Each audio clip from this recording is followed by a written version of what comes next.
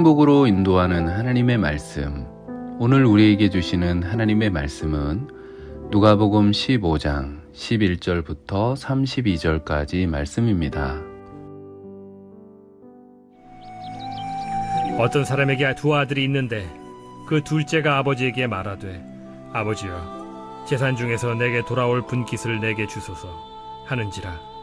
아버지가 그 살림을 각각 나눠 주었더니 그 후 며칠이 안 되어 둘째 아들이 재물을 다 모아가지고 먼 나라에 가 거기서 허랑방탕하여 그 재산을 낭비하더니 다 없앤 후 그 나라에 크게 흉년이 들어 그가 비로소 궁핍한지라. 가서 그 나라 백성 중 한 사람에게 붙여 사니 그가 그를 들로 보내어 돼지를 치게 하였는데 그가 돼지 먹는 쥐엄 열매로 배를 채우고자 하되 주는 자가 없는지라. 이에 스스로 돌이켜 이르되, 내 아버지에게는 양식이 풍족한 품꾼이 얼마나 많은가. 나는 여기서 줄여 죽는구나. 내가 일어나 아버지께 가서 이르기를, 아버지, 내가 하늘과 아버지께 죄를 지었사오니 지금부터는 아버지의 아들이라 일컬음을 감당하지 못하겠나이다. 나를 품꾼의 하나로 보소서 하리라 하고 이에 일어나서 아버지께로 돌아가니라. 아직도 거리가 먼데 아버지가 그를 보고 측은히 여겨 달려가 목을 안고 입을 맞추니 아들이 이르되, 아버지, 내가 하늘과 아버지께 죄를 지었사오니 지금부터는 아버지의 아들이라 일컬음을 감당하지 못하겠나이다 하나. 아버지는 종들에게 이르되, 제일 좋은 옷을 내어다가 입히고 손에 가락지를 끼우고 발에 신을 신기라. 그리고 살찐 송아지를 끌어다가 잡으라. 우리가 먹고 즐기자. 이 내 아들은 죽었다가 다시 살아났으며 내가 잃었다가 다시 얻었노라 하니 그들이 즐거워하더라. 맏아들은 밭에 있다가 돌아와 집에 가까이 왔을 때 풍악과 춤추는 소리를 듣고 한 종을 불러 이 무슨 일인가 물은데 대답하되, 당신의 동생이 돌아왔음에 당신의 아버지가 건강한 그를 다시 맞아들이게 됨으로 인하여 살찐 송아지를 잡았나이다 하니 그가 노하여 들어가고자 하지 아니하거늘 아버지가 나와서 고난데 아버지께 대답하여 이르되, 내가 여러 해 아버지를 섬겨 명을 어김이 없거늘 내게는 염소 새끼라도 주어 나와 내 벗으로 즐기게 하신 일이 없더니 아버지의 살림을 장녀들과 함께 삼켜버린 이 아들이 돌아오매 이를 위하여 살찐 송아지를 잡으셨나이다.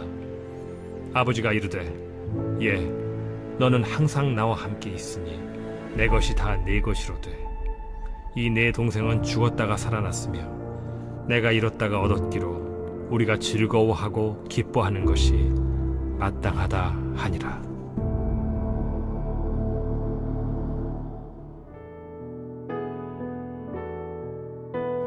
돌아온 탕자의 비유는 예수님이 세리와 죄인들을 영접하신 것을 비판한 바리새인과 서기관들에게 하신 비유입니다. 둘째 아들이 자신의 몫의 유산을 아버지에게 요구했습니다. 아버지가 아직 살아계실 때 자신에게 속한 유산을 요구하고 그것을 처분하여 먼 나라에 가서 탕진해버렸습니다. 살아계신 아버지에게 유산을 요구하고 그것을 탕진해버린 것은 아버지가 죽기를 바라는 용서받지 못할 행위입니다. 둘째 아들은 재산을 탕진한 후 생계를 위해 돼지치는 일을 하게 됩니다. 유대인들은 돼지를 불결한 짐승으로 여겨 돼지치는 일을 하지 않았습니다. 설상가상으로 돼지들이 먹는 쥐엄 열매도 먹을 수 없는 비참한 상태로 전락하게 됩니다. 이스라엘 사람들은 쥐엄 열매를 먹게 될 때 회개한다고 했을 정도로 그는 나락으로 떨어졌습니다. 이방인에게 고용되어 유대인들이 불명예스럽다라고 생각한 일을 하고 돼지 사료를 먹어야 할 정도로 더 이상 갈 데가 없는 비참한 지경이 되어서야 탕자는 회개하며 아버지에게 돌아갑니다. 아들이 돌아오는 것을 본 아버지는 달려가 아들에게 입을 맞춥니다. 탕자는 자신이 아버지와 하나님께 죄를 지어 아들의 자격이 없다고 말합니다.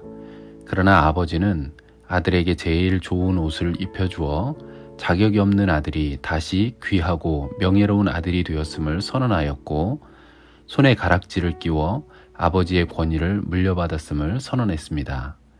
또 발에는 신을 신겨 종이 아니라 아들이 되었음을 보여주었고 더 나아가 살찐 송아지를 잡아 잔치를 베풀어 죽은 것 같았던 아들이 다시 돌아와 가족의 일원이 되었음을 공식적으로 선포했습니다.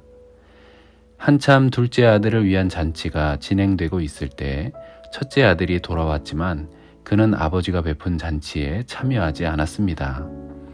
아버지는 유산을 탕진하고 돌아온 둘째 아들을 향하여 여전히 사랑과 용서의 마음으로 너의 형제라고 부르며 그를 품고 사랑하기를 원했는데 첫째 아들은 아버지를 향해 동생을 이 아들이라고 부르며 동생으로 인정하지 않았습니다. 아버지는 아들에게 죽었다가 다시 돌아온 동생을 환영하는 것이 당연하다며 이야기를 끝마치셨습니다. 첫째 아들은 바리새인과 서기관을 비유합니다. 그는 밭에서 일하고 돌아오는 믿음직한 모습을 보여주었지만 두 아들을 똑같이 사랑하시는 아버지의 마음은 깨닫지 못했습니다. 예수님이 바리새인들과 서기관들에게 말씀하신 돌아온 탕자의 이야기는 예수님의 말씀에 회개하고 돌아온 세리와 죄인들도 하나님의 백성이고 그들과 같은 자식으로 여기며 바리새인과 서기관들이 하나님의 마음을 품기를 원하시는다는 것을 말씀하는 것입니다. 성숙한 신앙은 하나님의 마음을 헤아리는 것입니다. 바리새인과 서기관들처럼 자기 나름의 충성과 섬김이 먼저가 아니라 하나님의 마음을 헤아리는 것입니다. 우리도 하나님의 마음을 가져야 됩니다. 그럴 때 주님을 기쁘시게 하는 참된 성도가 될 줄 믿습니다. 기도하겠습니다. 하나님, 우리는 모두 돌아온 탕자와 같이 부족한 자들입니다. 우리를 사랑하셔서 자녀 삼아 주신 하나님의 마음을 잊지 않고 주님께 돌아온 모든 사람을 사랑하고 품어주는 성숙한 신앙이 되게 하여 주옵소서. 하나님의 마음을 품는 거룩한 그리스도인이 되게 해주심 감사드리며 예수님의 이름으로 기도합니다. 아멘.